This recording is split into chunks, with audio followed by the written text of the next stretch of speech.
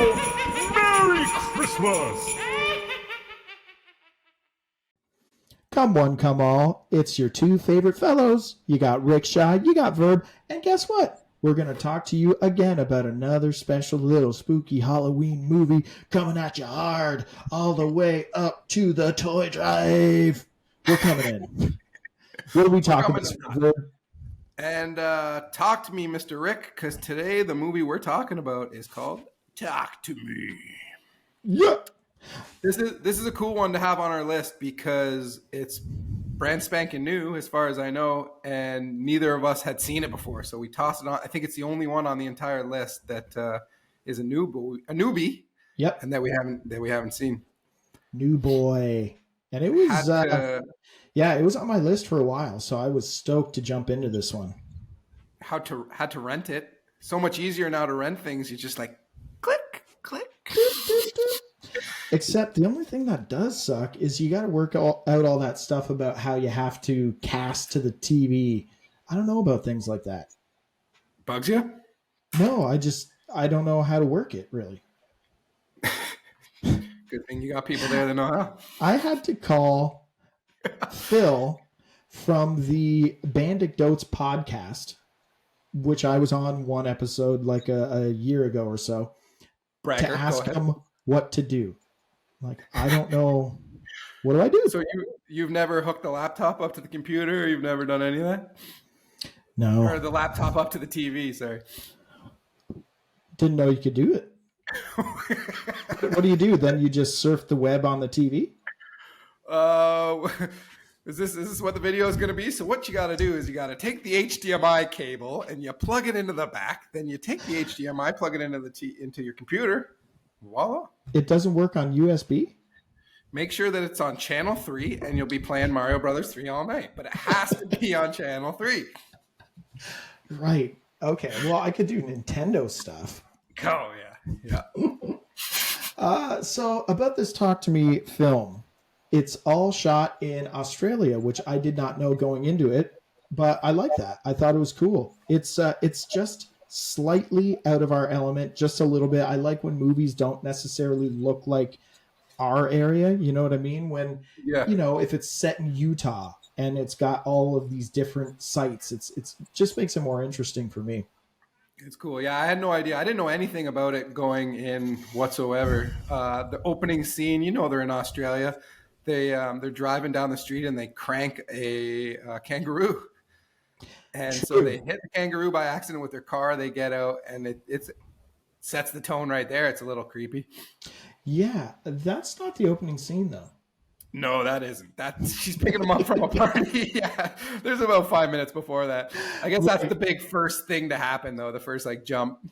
True, but don't you remember the opening scene where there's a fellow walking into a party, frantic, looking for someone? Oh, and he's hammering on the door. So I just wanted to talk about this for one quick second because I'm a huge fan of opening scenes and when they kick total ass. For example, Scream, I feel, is an amazing opening sequence for a movie. It sets the tone. I know we already talked about this movie, but it kills who you think is going to be the main character. It's just a banger of an opening scene. Another one that really comes to mind for me is, have you seen the movie Lights Out? No. Opening scene is just perfect. I'm like, it scares you. It tells you all about the movie. It lets you in on the characters. It's a really, really great opening scene. But anyways, I felt this movie also had a really good opening scene because it sets the tone, it sets the panic, and it also gets your wheels turning about what is really going to happen in this movie. So do you want to take them through what actually happens? Yeah, let me tell you about that. So I'm a dum-dum. It's not hitting the kangaroo. They're at a house party. Kids are going wild. And there's another kid who has locked himself, like a boy who's locked himself in his room. And someone's trying to protect him. Someone's trying to get into the room to get him out of there. He's mad at everybody else. You don't really know what's going on. So finally he gets him out of the room and he's kind of trying to take him out of the party. And then blammo, he stabs the guy who got him out and then stabs himself. It's present time. So which is wild from other older movies that we've seen. You see a million cell phones in the air and everything is getting filmed. So you're going to everybody's going to go to school on Monday and everybody's going to be watching this. Right. Yeah. Speaking of that, all the characters I think are 18-ish, Yeah, around something there. like High that. school, late high school for sure. Right.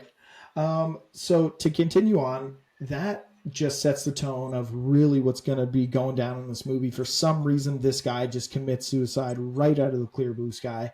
Then it kind of moves on, and then it starts introducing the main characters. Although I can't remember her name, Mia. Yeah, it's Mia. Anyways, she's gone through some traumatic stuff. She just lost her mom a year ago. So there's different triggers that are kind of coming up here or there. And then all of a sudden, these people that she knows from her school are posting these things online about this thing that you hang on to and it changes you. Your eyes bulge out, your pupils get huge, you swing back in your chair, you say a bunch of crazy stuff, and she's super intrigued. She's like, I want to do this. I just want to see what this is all about. She's like, I feel on a bit of a thrill. She's a bit of a thrill junkie ride Yeah. right now because of the trauma from her mom, maybe. So she's open to getting dirty. Yeah, I think with the trauma, she's kind of let everything go, and she feels like she's got Yeah. nothing to lose, so she just wants to jump right in there. So Right. it's a hand, it's a porcelain hand, and you sit down and you grab a hold of the hand, and I think as soon as you grab it, you see some sort of presence. So it's someone who's died already. Well, there's these two little triggers. You have to open up the gate, which is lighting the candle. Then once you hold the hand, you have to say, talk to me. And then when you say talk to me is what you said. You're going to see some weird people, dead people. And it's one person every single time. So you could do it 2 times in a row. It's always going to be someone different.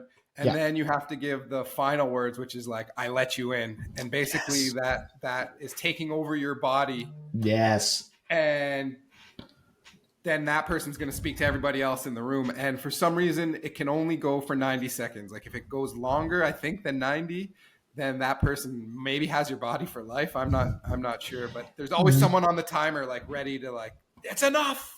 Yes. Yeah. If you go past 90 seconds, that demonic spirit might just stay in your body. Yeah. And that's just no good for anyone.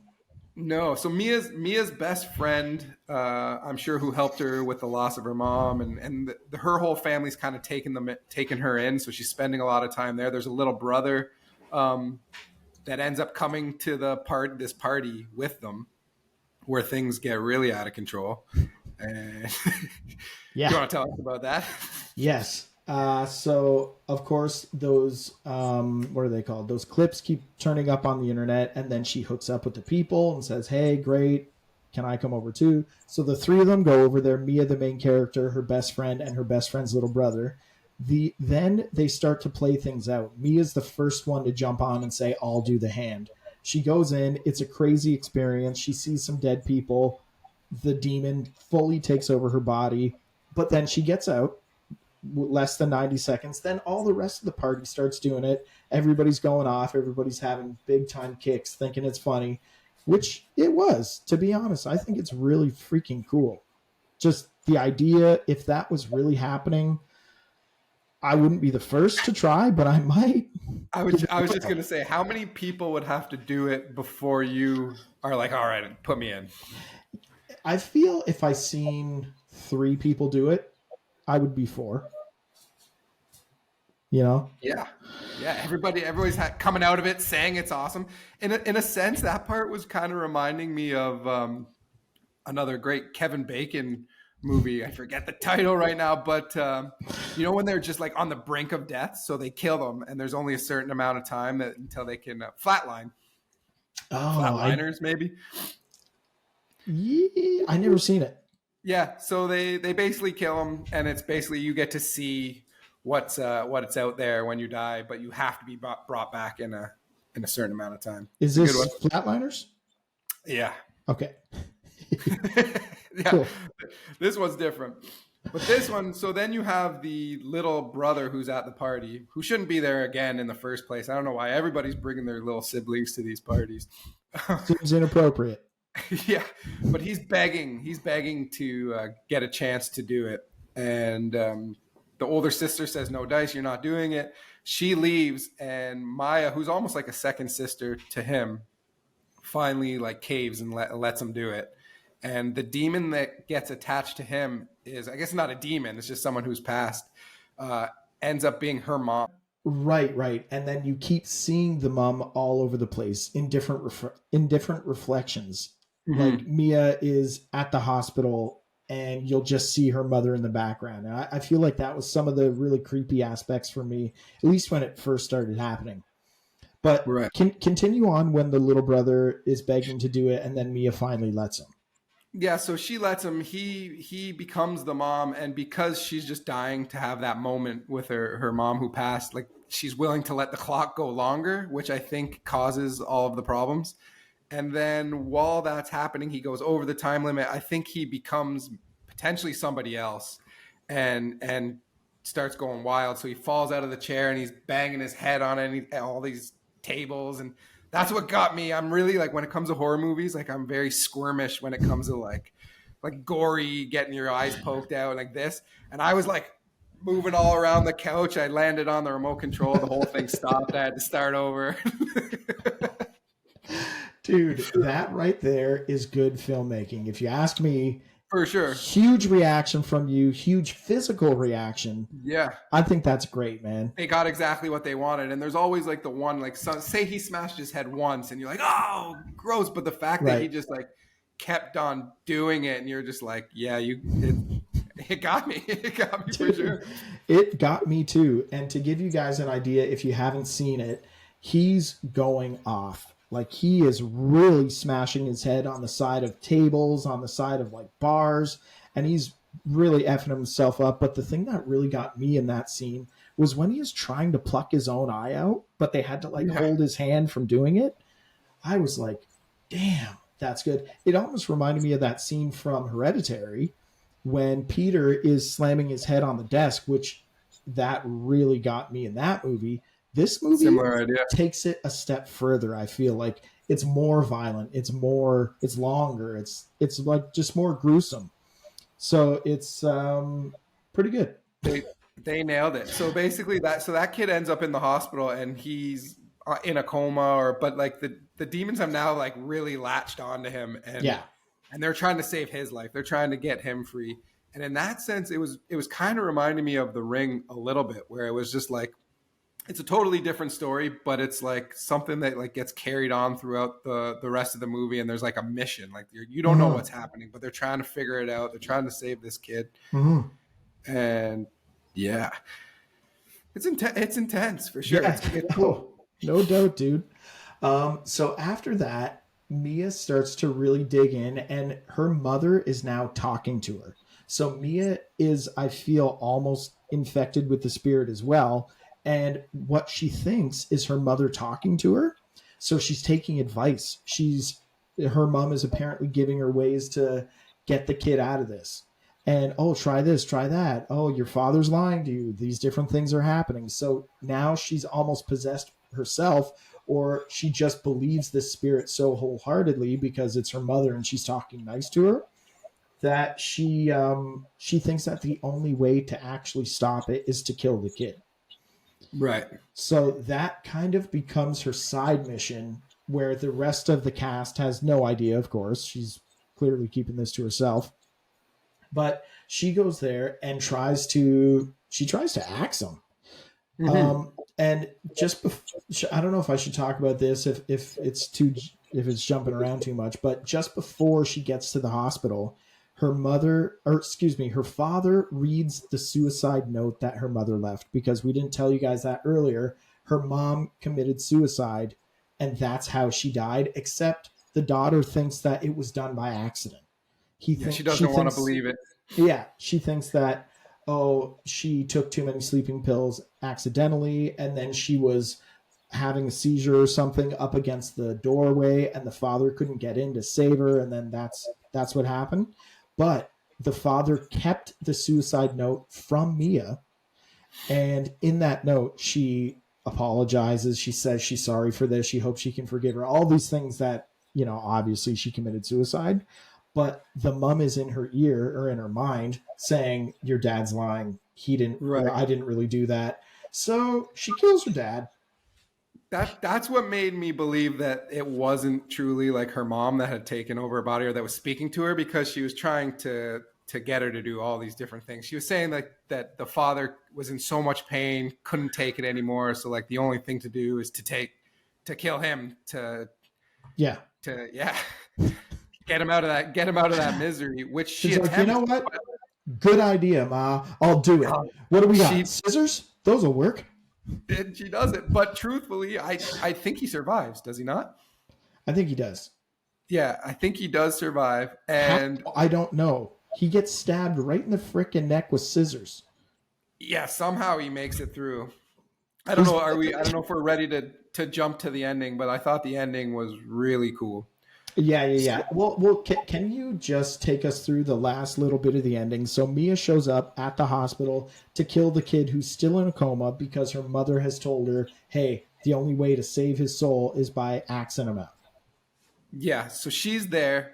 The mother doesn't know at the time. This is before she thinks she's just there to visit the kid, but like when her back is turned, she takes him out of the hospital, brings him in a wheelchair, kind of to like a ledge of like a cliff above a highway. And while this is happening, he's going back and forth. It's almost like she's pushing this old man demon up the hill. Right. And so basically she's ready to push him off. She's like, this is the only way that we can beat this thing. And in the last second, I think she has a change of heart. That's how I saw it. And she decides, I'm not doing it. And she leaves the wheelchair there and she jumps off. Right. And then from there, I think I can go into it. I think it's one of the coolest endings I've seen in a while, because she hits the ground. She hits a car. You'd assume that she's dead, but she just gets up and starts walking away. And at that time, you're focused. You're right on it. And so you think that she's alive, but the longer it goes, she's walking through the hospital again. Nobody can talk. Like, she sees people that she knows. That's when you see that the father is still alive, because he's walking around. Right. She's trying to talk to everybody. Nobody's talking to her. The kid is coming out of his coma. All of his swelling's gone down. He's looking good. Yeah, so whatever she decided to do, like sacrificing herself, that seemed to have worked. But she doesn't even realize that she's dead quite yet. And then lights start turning off. And then the audience, you're like, oh, she's not alive. And then the very last thing of the whole movie was so well done, I thought, because it just goes to another group of people doing the exact same thing with the hand at a party, but people you've never seen before. They kind of make you think like it's in another part of the world, maybe. Oh, it is. They're not speaking English for sure. Right. And then the first guy to do it, he grabs the hand. The first face he sees is Mia's. So then you know certainly she's dead, and it's just full circle. And I thought that was a really cool way to end it. And then just fade to black is just done. Yeah. Dude, I really liked it as well. I thought that was a fantastic ending. For a second there, I didn't fully realize what was going on. I thought her mom was just I'm just a bonehead. I thought her mom was just like really her mom, just really trying to hook her up and give her good advice. Yeah. But yeah, that's not the case. And then earlier in the movie, when you're talking about that kangaroo scene, that was kind of foreshadowing a little bit into Mia's character, that she doesn't actually have the guts to go through with it, to put somebody out of their misery.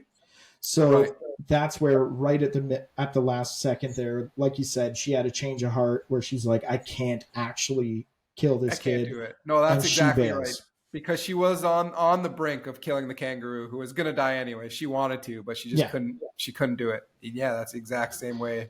Hey, kangaroo. What do they call baby kangaroos? Kangaroos. No.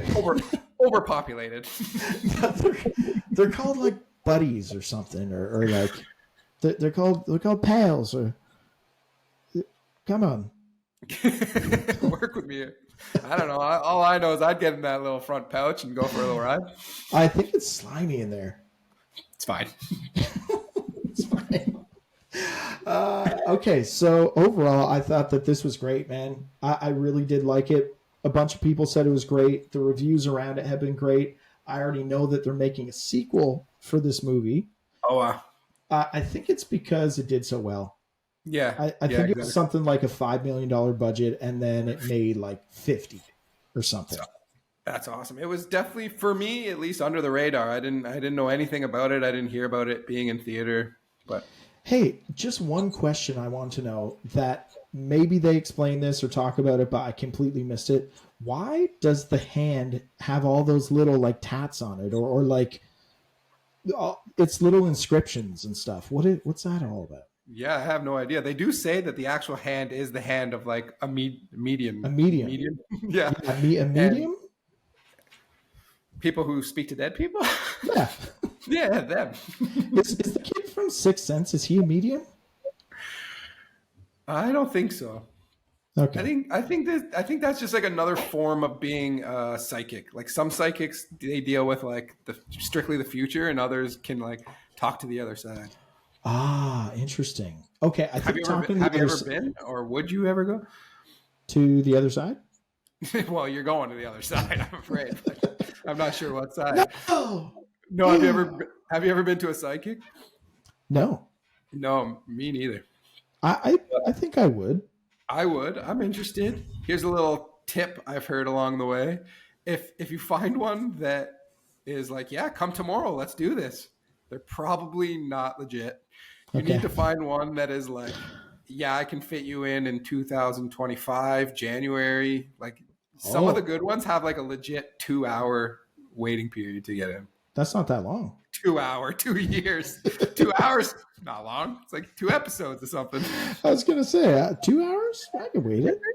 Yeah, we're gonna watch another movie, then we'll head over. Yeah, dude. I'll go next door. I'll get a quick pint. But I Slug would that go. back. Come on back. I'm intrigued. So overall, what do you rate this puppy? It's high. I don't know if it's gonna be go down as like one of my favorites of all time, but like I said, I was jumping all over the couch being a weirdo. So Dude, I I'm gonna love give it. that. I'm gonna give it a high. Like I'm gonna give it a 7.9. Fair, Just on the brink of 8. fair. I give this puppy a 7.5. Where Nice. I feel like it was very good. I'm sure I'll watch it again. When I rank it up next to other movies that I feel are somewhere in that area, something like The Ring, something like maybe It Follows, both of those movies rank a little bit higher for me. Maybe that's because they're old favorites of mine and I'm very familiar with them, and maybe this movie will grow more on that. Could become, But yeah. I think 7.5 is a pretty good, and 7.9 is a pretty good score out the gate. I like it. It's one that it's a confident recommend. Like you'll Yeah. anyone you tell, you know they're gonna like it. Oh, yeah. So if you are not following along with us, check it out. You must. You must do And that. you have to make sure that you are coming out to the holiday ho ho, dropping off all those toys for the kiddies. It's called the Ho Ho Halloween Toy Drive. Holiday ho ho Halloween toy drive. Remember, 2023. you said you're not a homework guy. I know that to be true, so. I believe the date is somewhere loosely in February. You know what? I don't even know why this Jagoff is messing around with this kind of stuff. It's on the Just tell me to 26th. be there, I'll be there. Yeah, 26. the 26th, you Jagwagon. And you're a Jagwagon. And just so you guys know as well, if you want to send something for the kids on Amazon, we've got a little link. We'll put that down below. I hope you have a wonderful day, and we will see you tomorrow, baby. We're going to be back tomorrow. Just I don't 8 know what's hours what. away. Sleep tight, ghouls. Well, it's usually about 24 hours, depending on when you post it, but we don't have to do things perfectly on time. Straight to bed. 8 hours. See you tomorrow. Bye.